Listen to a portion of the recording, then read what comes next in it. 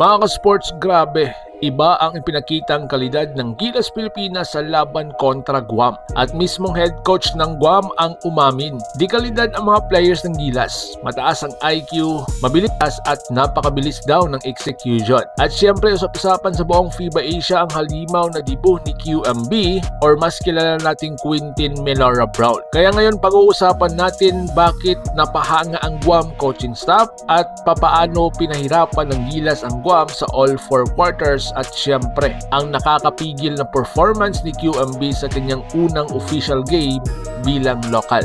Pero bago yan, like na, subscribe na at i-hit ang notification bell para lagi kang updated sa Gilas Pilipinas. Pagkatapos ng laban, diretsahang sinabi ng Guam head coach, "The Philippines showed elite quality today. They are disciplined, tall, skilled, and well coached." Hindi daw sila nagulat na malakas daw ang Gilas. Pero nagulat sila sa bilis ng execution, rotation, at pace. Ayon pa sa kanya, mas malalim ang bench ng Gilas. Their bigs are mobile and skilled. That's rare in Asia. Pinahirapan kami ni Brownlee, QMB at CJ. Ito ang unang beses na ang Guam coaching staff ay openly nagbigay ng ganitong kalaking papuri. At